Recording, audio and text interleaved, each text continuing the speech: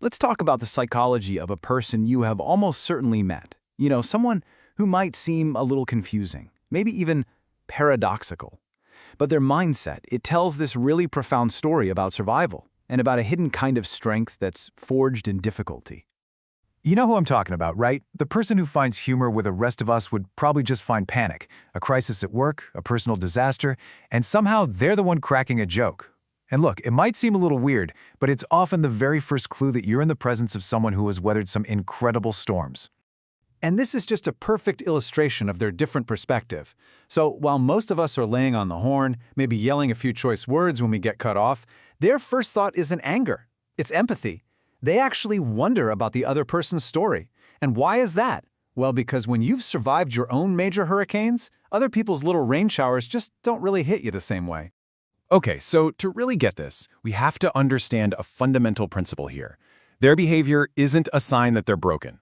Not at all. It's the result of a brain that has been highly adapted. It's been rewired by experience for one main purpose: survival. This right here is the crucial point.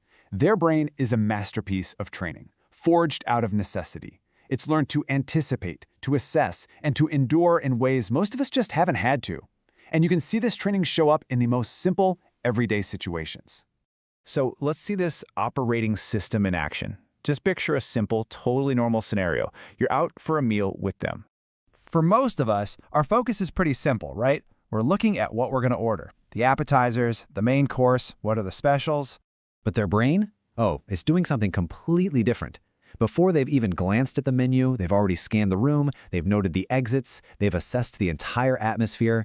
Their internal threat detection system is just always on, like a quiet hum in the background of their life. Now, this isn't paranoia. It's a deeply ingrained habit of making sure they're safe. And this brings us to this really strange paradox about control. They might have a tiny meltdown over something as small as which coffee mug to use, but then face a huge life event like losing a job with this almost eerie calm. And that's because they've learned the hard way that the big things in life are often completely out of their hands. So they pour all that energy into the small, manageable details that they can control. Now, this mindset, it also shapes their relationships, which is where we find another fascinating contradiction. It's this constant push and pull between an incredible, almost overwhelming capacity for empathy and a deep-seated fear of getting too close. You'd think, right, that someone who's been through so much might be cynical or just closed off. But so often, it is the exact opposite. They develop this, well, it's almost like a superpower level of empathy. They're not just sympathetic. They can feel what you're feeling on this really profound level because they are fluent in the language of pain. I mean, they're picking up on cues that most of us completely miss. That tiny little hesitation in your voice? Oh, they heard it. That smile that didn't quite reach your eyes, yeah, they saw right through it. They don't just listen to your words. They analyze the emotional data of a room, the weight and texture of a silence. And this all leads to a really confusing dynamic in their relationships. They are, without a doubt, the most loyal friend you could ever have. They're the one who will drop everything and show up at 3 a.m., no questions asked. But the second you ask them to open up about what they need, suddenly a wall goes up. They get distant, evasive, and why?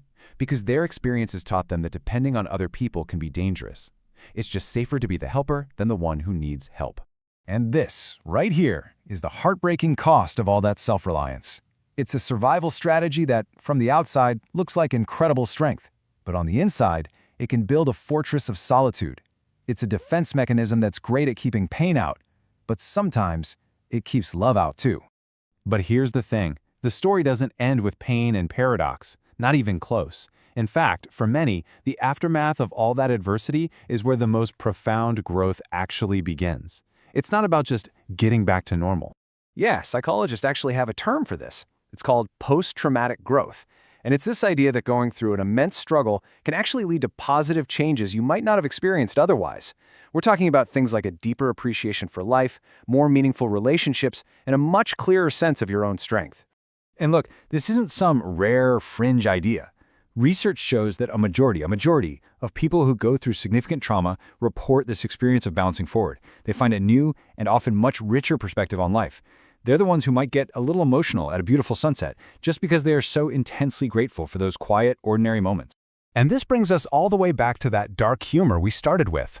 See, it's not insensitivity. It's a really sophisticated psychological tool. It's a way of staring directly into the abyss and having the sheer audacity to laugh right at it.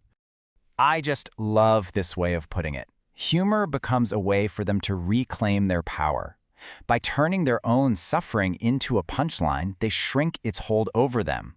Every single laugh is an act of defiance. It's a declaration that they are still standing. But underneath all of that resilience, and the empathy, and the humor, there is a quieter, often unspoken experience. There's a grief. But it's not for a person they lost. It's for a version of themselves they never got to be. This is the unseen cost, you know? They missed the part of them that didn't have to be so strong all the time, so vigilant. The self that could just move through the world with a sense of ease and innocence that was taken from them way too soon. And this just captures the profound loneliness of that grief, doesn't it? It's a kind of nostalgia for a state of being, for a feeling of safety and lightness that they might only vaguely remember, or maybe never really had at all. It's a homesickness for a self that might have been. So how do we put all of these pieces together? The hypervigilance, the empathy, the humor, the grief, it all synthesizes into something incredibly powerful. They learn to transform their experience from a source of pain into a source of guidance. This is the ultimate alchemy of their whole journey. The very pain they endured is what sharpens their compassion for other people. The survival skills they had to learn are what give them this unique insight into the human condition. See, they don't just get through the storm, they become a beacon for others who are trying to navigate their own. And this really is the final crucial takeaway. Their strength isn't about being flawless or unbroken. It's the exact opposite. Their light, their wisdom, their guidance, all of it comes directly from their intimate knowledge of the darkness. They don't shine in spite of their past. They shine because of it.